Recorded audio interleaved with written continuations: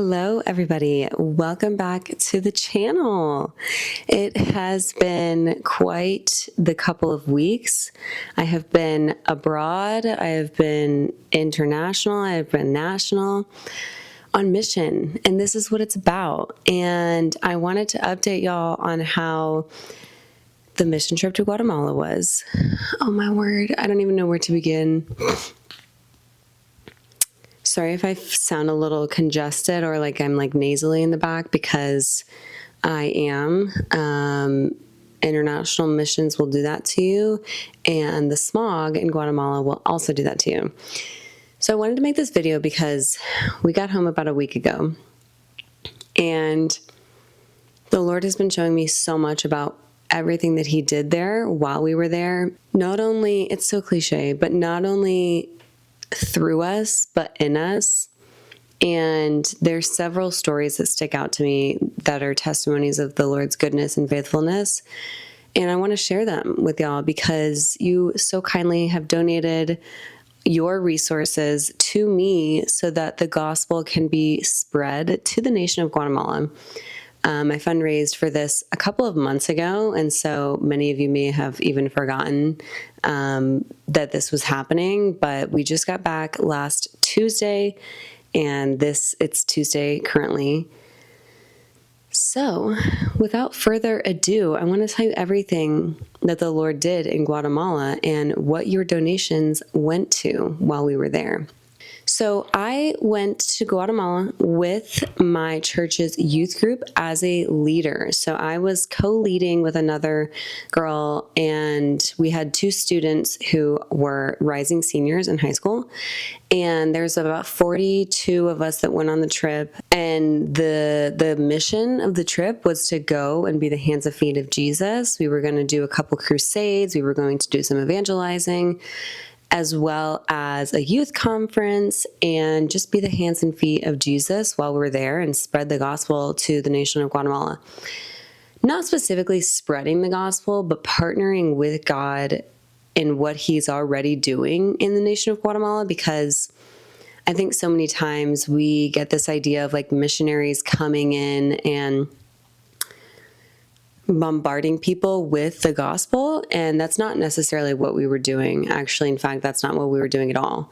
The Lord moves very specifically in each nation, and we wanted to come underneath what God was already doing here, partner with the Lord, and best serve those needs for the people that we were serving in Guatemala. So what did a typical day in Guatemala look like? The first couple of days we did evangelizing in some more rural areas, poorer areas. We did kind of a food outreach, and we would do prayer, and we played with the kids and just chatted with people and just got to know them. And then we did crusades on 2 nights. And I had never heard of it. I had heard of crusades before, but I didn't know exactly what they were. Essentially, a couple of churches in the area put on this event that is, it's worship, it's prayer, it's dance, it's a message, it's call to salvation, it's call to healing. And our team was in charge of the prayer ministry at the end of the altar call. And our team partnered with a local church there. There were, I don't know, maybe 1,000 people that showed up in the neighborhood that we were in. And I mean, miracle after miracle after miracle. I had witnessed healings before in my life, but not to this magnitude. I remember praying for a woman who had knee pain, and I put my hand on top of her knee, and I felt it move underneath my hand, and she just starts weeping in the presence of Jesus, and she was healed. There was a woman who my girls prayed over who had trouble breathing. They prayed over her, and she's started to feel like this warmth in her sinuses and could breathe again. I mean, countless testimonies. That was just in our little group. And we had several groups there, again, 42, 45 people-ish. So the way that the Lord was showing up, and I'll get into in a minute, like why I think the Lord showed up this way on our part, and it had something to do with our team, but then it also had something to do with the people who were receiving the Lord as well. But I'll get into that in just a moment. What was I expecting going into the trip? To be completely honest with you, I was expecting absolutely nothing. And I did this intentionally because I have gone on outreach before thinking I'm going to walk in signs, miracles, and wonders, and the Lord is going to move in these big miraculous ways. There's going to be deliverances and healings and all these things, and the Lord desires to do that. But I remember going and thinking that that's what we were doing. And when none of that was happening, I'm like, God, why am I even here? Like, why am I here? And the Lord told me so clearly one day, while I was in the shower on this outreach, He said, it's not your story. I'm the one writing it.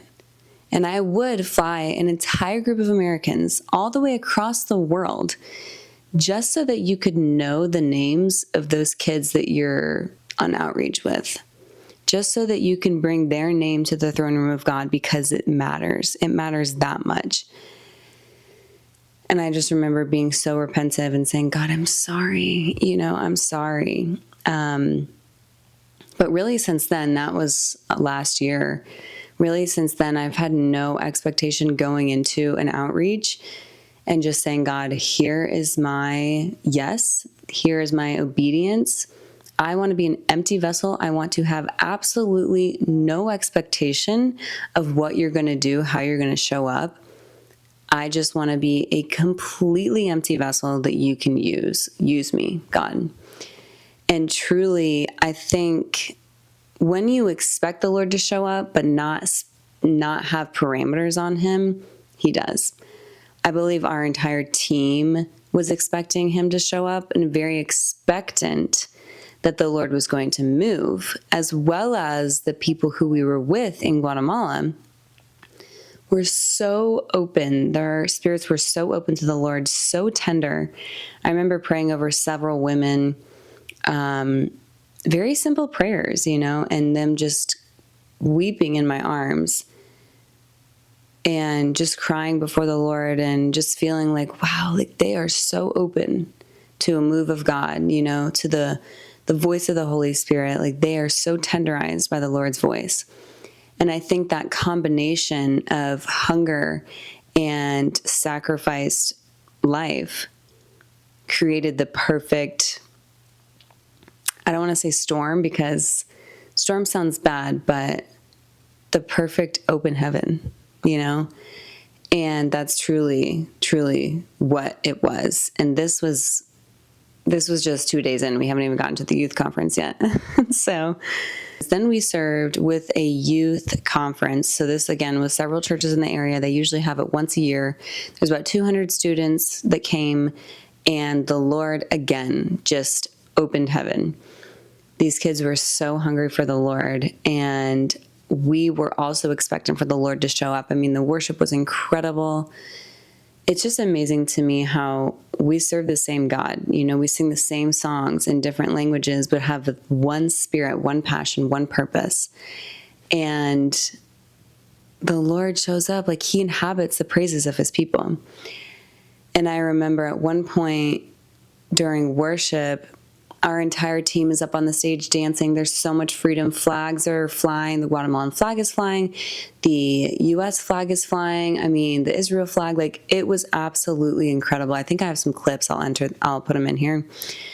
And then at one point, their entire youth group was up on the stage dancing. There was so much freedom in the Lord, and it was absolutely incredible to witness.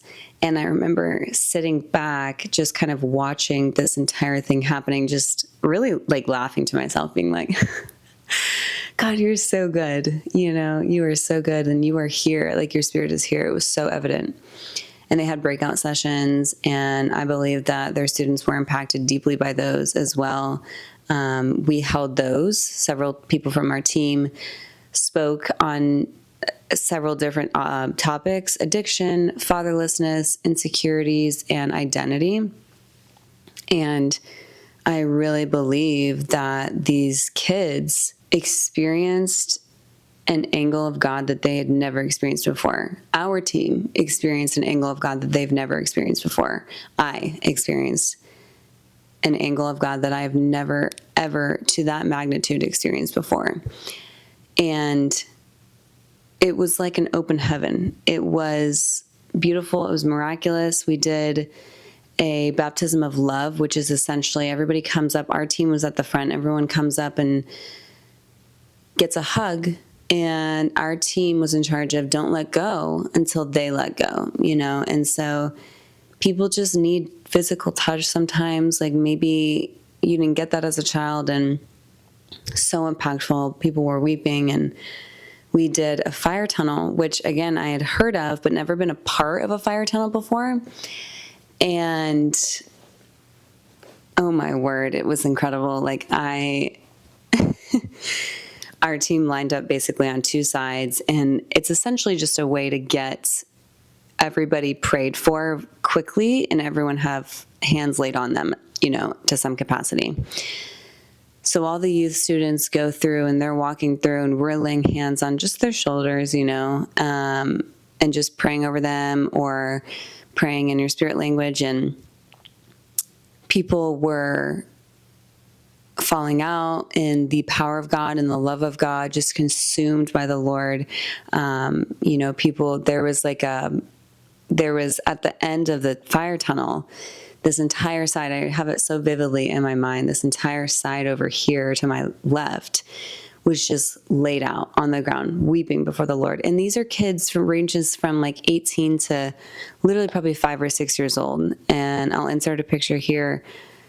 This moment, I think for me, impacted me the most this day, where I prayed over 2 little girls who were so young, and I could see them.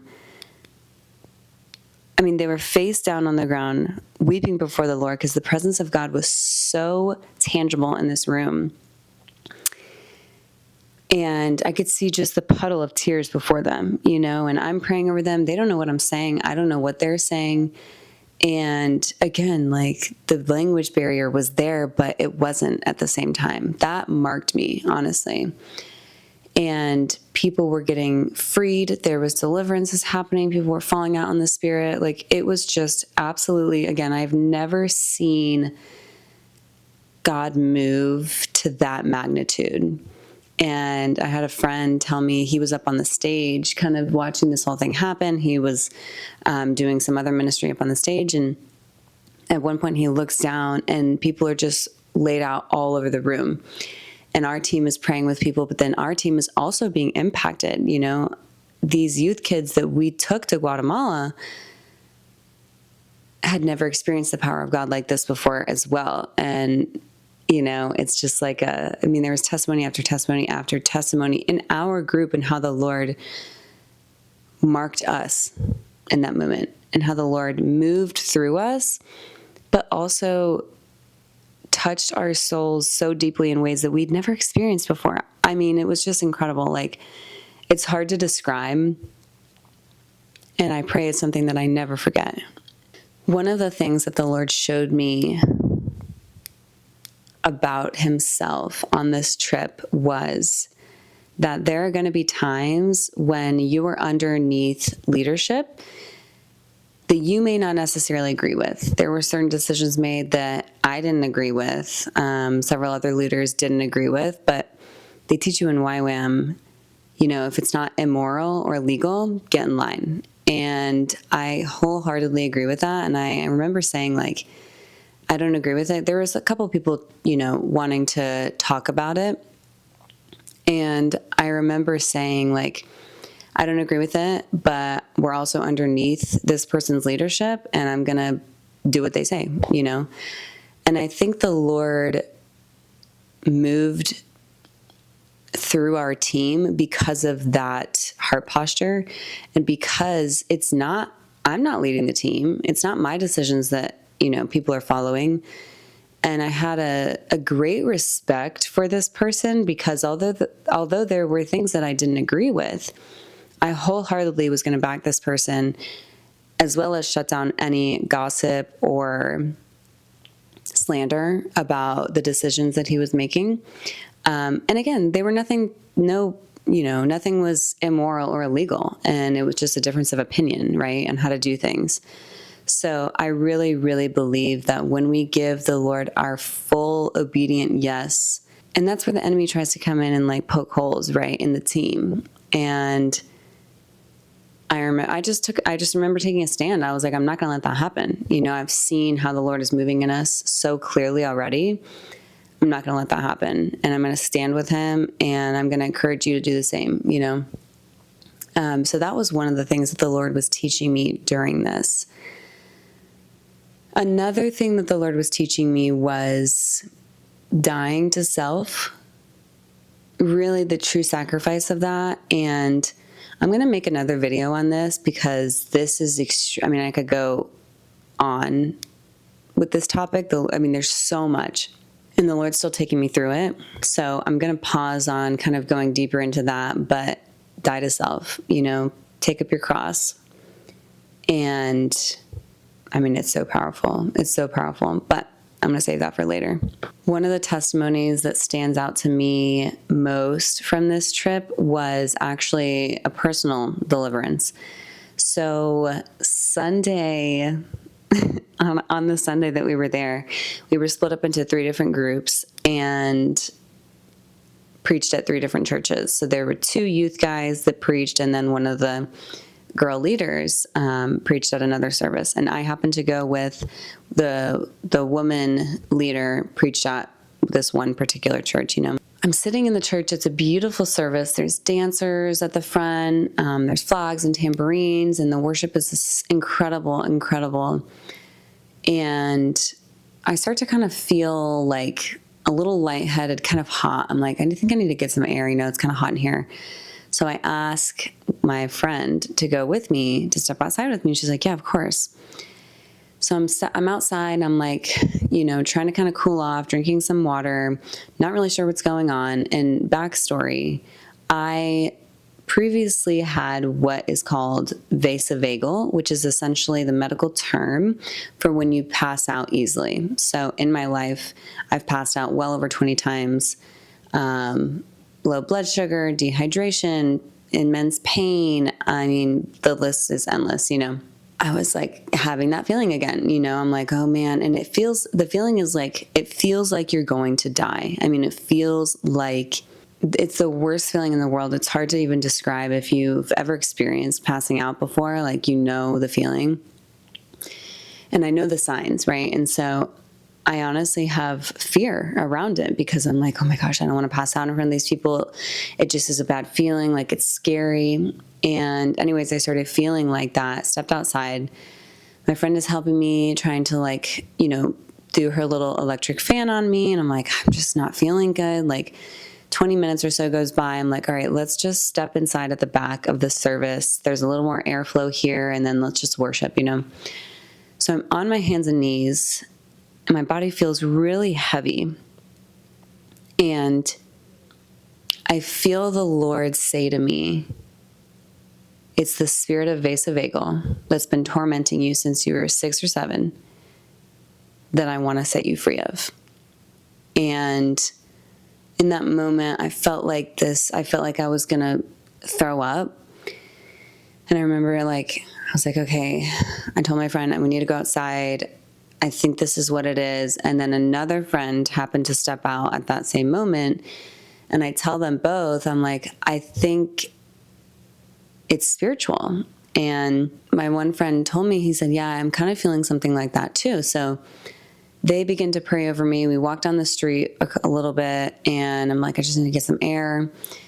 I'm feeling like I haven't told them at this point, like what the Lord told me it is. Walk down the street a little bit. I'm very nervous at this point. And I tell them, I said, the Lord told me it's the spirit of vasovagal, and he wants to deliver me of it. And so they start praying over me. They start calling it out by name. And in that moment, it was like, I dropped to my knees and just started weeping before the Lord because it was gone.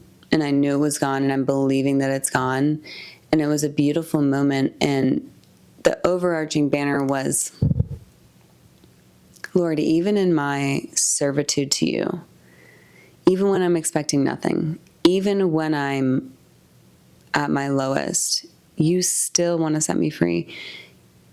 You long and desire for me to be fully free and have abundant life. And I truly believe the Lord was showing me, like, this is what it looks like to follow the narrow pathway versus the wide highway. And I believe that it's not in heaven. It's on earth. And we can have abundant life if and when we are obedient to the Lord, fully coming under leadership of Him and authority that's been given to us. I just remember being like in awe of the Lord, sitting in His presence, being so thankful that the Lord orchestrated that entire thing. My girlfriend that was there with me, she wasn't supposed to be in my group. And then the guy friend that was there with me, like, just happened to step out right as the Lord was telling me that. And there's no doubt in my mind that the Lord was setting that entire thing up. And there's also no doubt in my mind that that wouldn't have happened had both of them not been there. And it was just incredible the way that the Lord was moving in my life personally, as well as moving through me to minister to others. Insane. There's so many more things that I could say about this trip, but those are the highlights, and I will truly treasure them in my heart for a long, long time. May I never forget them, Lord, honestly. May I never forget your goodness, your faithfulness, your love, your kindness, your mercy, your grace over my life. It truly changed me, and I've taken some time now, about a week, haven't posted anything, just have really wanted to sit with God and meditate on everything that happened. And He is so good. I don't know if there's anything else to say. I pray I get to do this for the rest of my life. I remember looking around at one point, seeing the freedom in the air, and I said, I want to do this for the rest of my life. I want to do this across nations. I want to do this with my family. I want to do this with my friends that are in ministry with me. Like, this is what we are made to do. And the fact that we feel so much purpose while doing the Lord's work should tell you everything you need to know. So I'll end it here, but I want to say thank you to everybody that donated to the fundraising of this trip. It was absolutely life-changing for myself, for 42 plus people in our group, for hundreds of people in Guatemala. At the very end, our last night there, one of the pastor's daughters got up to say something to us, and she just mentioned, you guys are the first Americans to visit our church, and the Lord moved through you in ways that we could have never imagined, dreamed, or thought of. And we are forever marked by this experience. And I truly believe that there's a new sense of burning passion was ignited in them as well as us. And all praise to Jesus. That's it. So thank y'all for donating. Thank you for just subscribing to what the Lord is doing in our community, in our world, in our own nation, but then internationally as well. And the world becomes a lot smaller when you are united by one spirit. It's incredible. So anyways, I love y'all, and thanks for watching. I'll see you in the next video.